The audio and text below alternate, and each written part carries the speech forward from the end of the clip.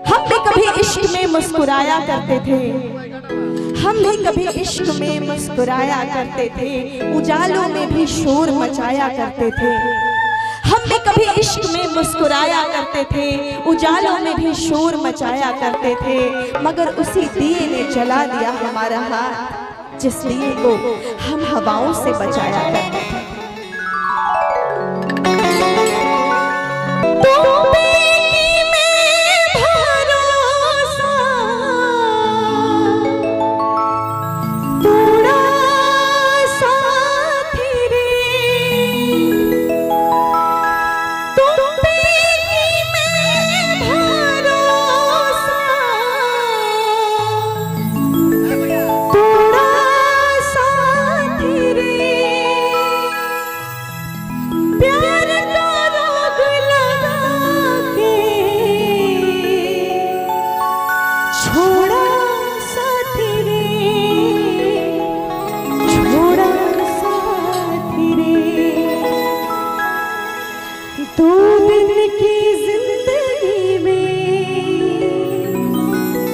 जीना मुझे सिखाया, हाँ 2 दिन की जिंदगी में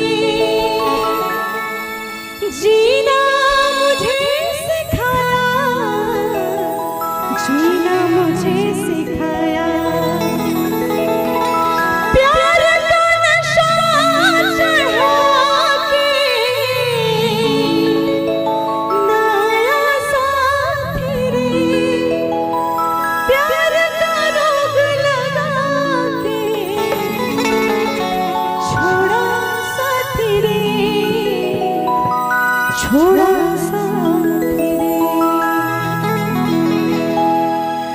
तुम पे मैं भरोसा तोड़ा साथी रे, तुम पे मैं भरोसा तोड़ा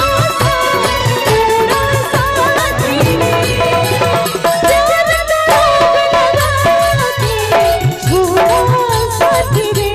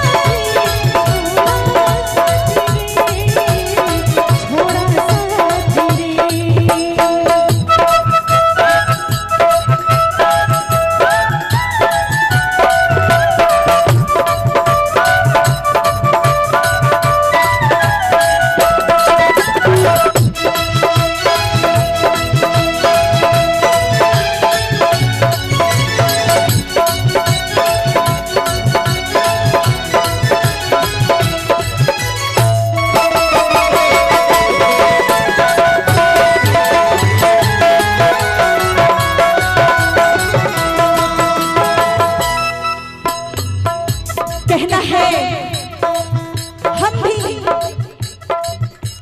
भी कभी इश्क में मुस्कुराया करते थे, हम भी कभी इश्क में मुस्कुराया करते थे, उजालों में भी शोर मचाया करते थे, मगर उसी दिए ने जला दिया हमारा हाथ जिस दिए को हम हवाओं से बचाया करते थे। 2 दिन की जिंदगी में जीना मुझे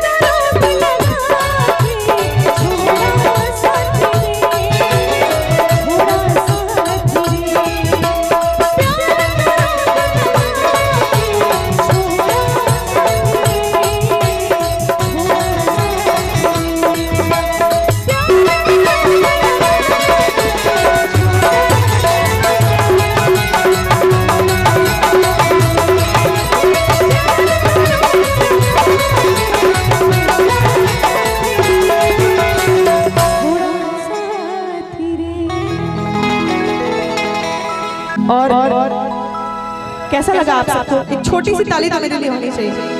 अच्छा, आप लोग खो गए थे क्या? सब लोग अपने अपने पास में खो गए थे क्या? तो ताली बजाना चाहिए, कहने पे क्यों जा रहे हैं। Thank you so much.